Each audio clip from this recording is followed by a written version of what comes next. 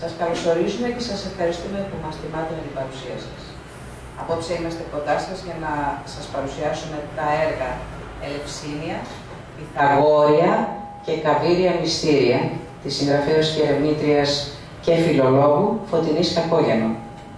Μαζί μας είναι και ο ηθοποιός Χρήστος Σιμορδάνης, που θα ερμηνεύσει ορφικούς και πυθαγόριους ύμνους. Την παρουσίαση συνοδεύουν η Άλκης Ραυτοπούλου στο πιάνο και η Αθηνά Ρούτσι στο τραγούδι.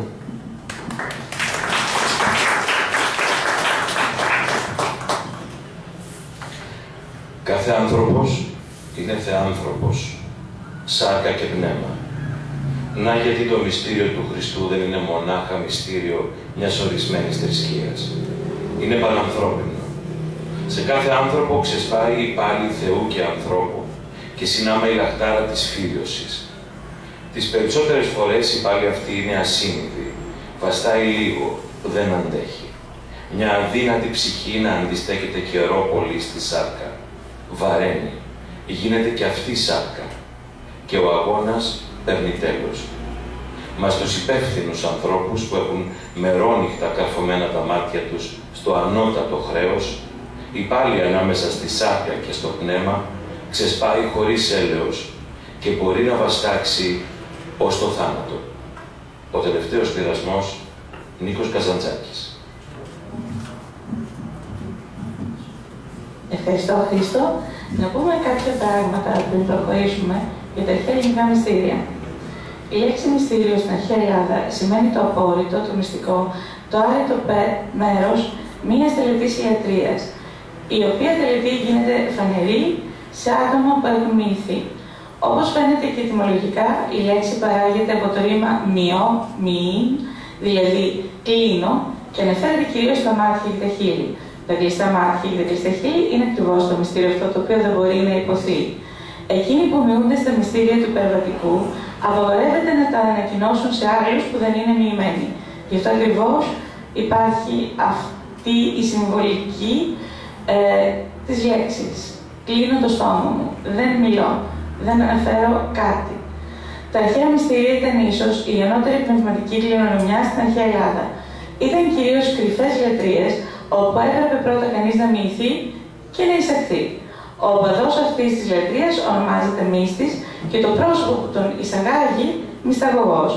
Κάθε μυστηριακή κοινότητα έχει τα κοινά της γεύματα, τους κοινούς χορούς και τις ιεροτελεστίες, όπου άνθρωποι που έσμιξαν στον ίδιο μυητικό χορό, που συμμετείχαν στα ίδια δρόμενα, νιώθουν για πάντα ενωμένοι. Στην εσωτερική έννοιά τους παρουσιάζουν τις αιώνιες αλήθειες, είτε είναι φυσικές είτε πνευματικές, που διατηρήθηκαν στο πέρασμα χιλιάδων ετών.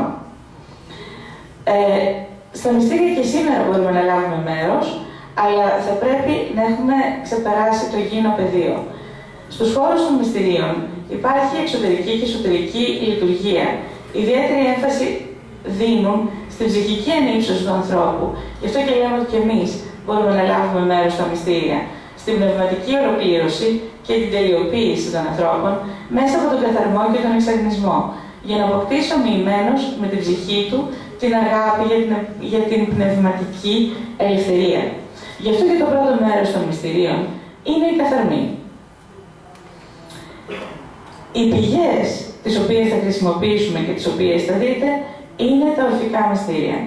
Οι ορφικοί, χιλιατηρίδες πριν, για διαφόρους δικούς τους λόγους, πίστευαν ότι ο κόσμος δημιουργήθηκε στη διάρκεια 5 τεράστιων, αλλά διακριτών χρονικών διαστημάτων. Από τον αρχικό όρατο εθέρα δημιουργήθηκε το πύρινο πνεύμα, ο πύρινος άνεμος. Μετά δημιουργήθηκε το πύρ που αποτέλεσε τον πυρήνα του κόσμου. Ύστερα εμφανίστηκε το νερό, η ρευστή ουσία της ζωής. Τέλος, από το ζωντανό νερό δημιουργήθηκε ο υλικός κόσμος και η γη. Μάλιστα, όπως έγινε σε κοσμικό επίπεδο, έγινε και στο υλικό επίπεδο. Από τον αιθέρα, που αποτελεί τη βάση όλων των κόσμων, δημιουργήθηκε το υλικό πύρινο πνεύμα που συμπυκνώθηκε στο υλικό πύρ.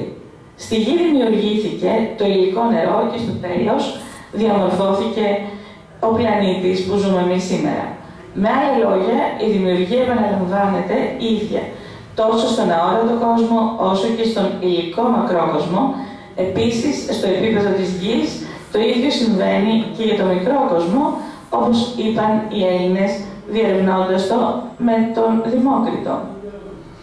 Ακόμα και ο άνθρωπος που αποτελείται μεταφυσικά από τα 5 στοιχεία, αλλά και υλικά συντίθεται από αυτά, χρησιμοποιεί αυτά τα στοιχεία στη φύση για να επιβιώσει.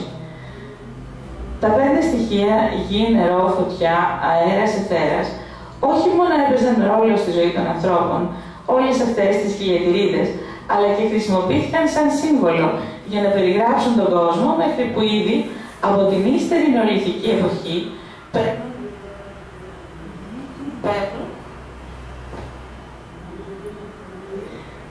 παίρνουν μεταφυσική διάσταση και αποκτούν μια εσωτερική σημασία.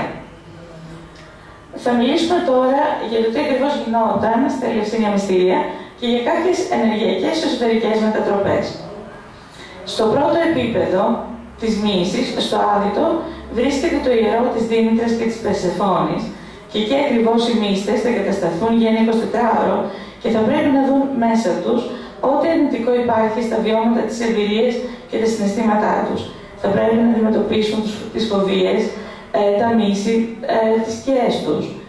Ακολουθούνται από τις ιερείς της Περσεφόνης, οι οποίες κατά καιρούς με αποτρεπτικούς ήχους από κύμβαλα και άναυτες κραυγές προσπαθούν να επαναφέρουν τους μύστες στην πραγματικότητα. Με τον τρόπο αυτό γίνεται η μετουσίωση του πρώτου ενεργειακού κέντρου και η ένωση με τη μητέρα γη. Με άλλα λόγια, η γύρωση των μυστών με τη δική τους πραγματικότητα. Επιτυγχάνεται το κόκκινο-μαύρο αιθερικό σώμα. Εδώ οι γυναίκες είναι πιο ικανές ως μητέρες και αδελφές και με την ένωσή τους βοηθούν τους άντρες, των οποίων η προσκόλληση στην κατώτερη κουνταλίνη έχει βαθιές ρίζες στο DNA τους.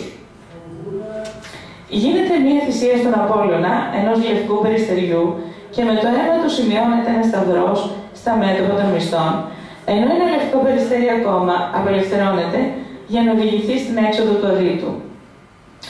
Οι μύστες υπογράφουν με το αίμα τους τη συμφωνία με το φως ότι δεν θα ξαναγυρίσουν δηλαδή πίσω στην κατώτερη υλικότητα, στην επιθυμία και τον πόνο της ηλικής πραγματικότητας.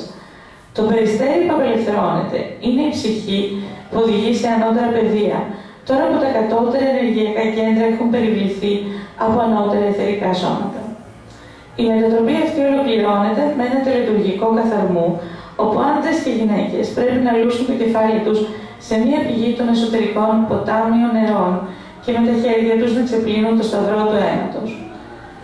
Η επίκληση στον Ποσειδώνα και στις Νηρίδες γίνεται καθώς οι μύστες κατεβαίνουν άλλα 45 σκαλοπάτια προς ένα τεράστιο σκοτεινό ναό από μαύρο χαλαζία, όπου πρέπει να καθίσουν σε εισάριθμους θρόνους, να κλείσουν τα μάτια και να επικαλεστούν τη Θεά Δήμητρα να παρουσιαστεί και να κατευθύνει την αλλαγή στο τρίτο ενεργειακό κέντρο, η οποία γίνεται με μία περιδίνηση, έναν εσωτερικό στρόβιλο κίτρινου φωτός.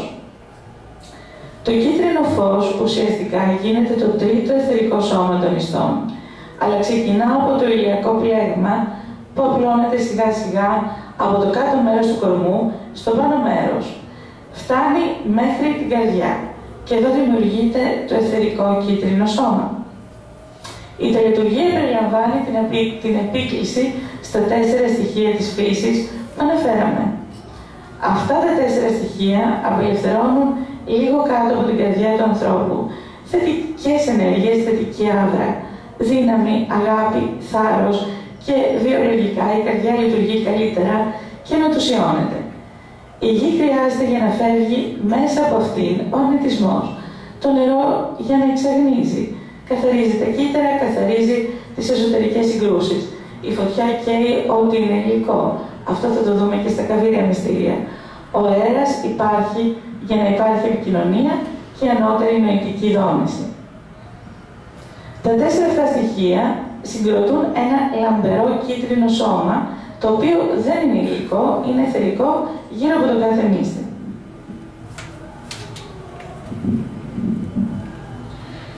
Ο αιθέρας και το πνεύμα. Χαρακτηριστικά είναι τα επίθετα που δόθηκαν στον βασιλέα των θεών, τον υπέρτατο Δία, τα οποία τον αντιπροσώπευαν όλες τις χιλιετίες αναλόγως των περιστάσεων. Κεράβνιος, Νεφελιγερέτης, Υψηβρεμέτης και Ελενεφενής, Τερπικέραυνος, Κρονήθης και άλλα. Το ίδιο συμβαίνει και με το κύριο όνομά του, Διός, Ζεύς, εκ του Δεύς, που παράγεται από το Δεύ, Δεύω και σημαίνει βρέχο. Το όνομα δανείζει στα λατινικά τη λέξη Deus, που σημαίνει Θεός, στα γαλλικά τη λέξη Dieu, που σημαίνει που έχει την ίδια έννοια, όπως επίσης το Dios στα ισπανικά. Ο υπέρτατος Θεός Δίας, όπως βλέπουμε, έχει τη δύναμη και τη γνώση της διαιρέσεως, κυρίως την ύλη, καθώς και τη δύναμη της γνώσεως, ώστε να ζεύει, κυρίως στην νόηση. Ο Αΐρ, αναγραμματιζόμενος, μας δίδει το όνομα της σύζυγου του, Ήρας, ενώ το ίδιο γίνεται με τη μητέρα του Τιρέα, που όπως είδαμε και πιο πάνω μας δίνει τη λέξη Έρα, που σημαίνει γη, τέρα στα λατινικά.